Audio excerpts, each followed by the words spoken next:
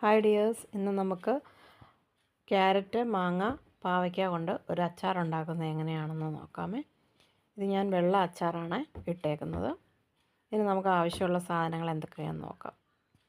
അതിന് വേണ്ടിയിട്ട് മാങ്ങ, ക്യാരറ്റ്, പാവയ്ക്ക ഞാനിവിടെ നീളത്തിൽ അരിഞ്ഞെടുത്തിട്ടുണ്ട്.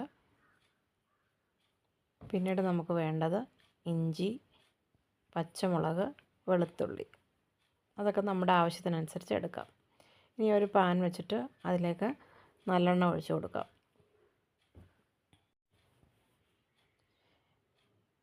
അതൊന്ന് ചൂടായി വരുമ്പോൾ കടുക് ഇട്ട് കൊടുക്കാം.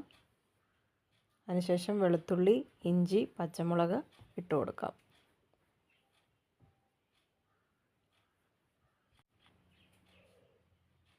ഇനി ഇതിലേക്ക് നമുക്ക് കറിവേപ്പില ഇട്ട് കൊടുക്കാം.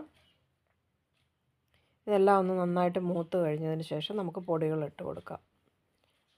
ആദ്യം തന്നെ ഞാൻ ഉലുവാപ്പൊടി ഇട്ട് കൊടുത്തിട്ടുണ്ട്, ഒരു അര സ്പൂൺ ഉലുവാപ്പൊടി.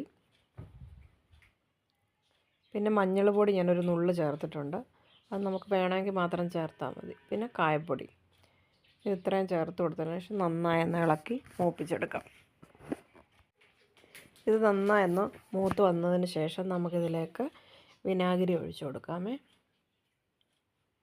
വിനാഗിരി നമുക്ക് എത്രമാത്രം ചാറ് വേണോ അത്ര അനുസരിച്ച് വിനാഗിരി ചേർത്ത് കൊടുക്കുക. അതിനുശേഷം ഞാൻ ഉപ്പ് ചേർത്ത് കൊടുത്തിട്ടുണ്ട്. അത് നന്നായി ഒന്ന് തിളച്ച് കഴിയുമ്പോൾ നമുക്ക് പാവയ്ക്കയും ക്യാരറ്റും മാങ്ങയും എല്ലാം ഇട്ട് കൊടുക്കാം.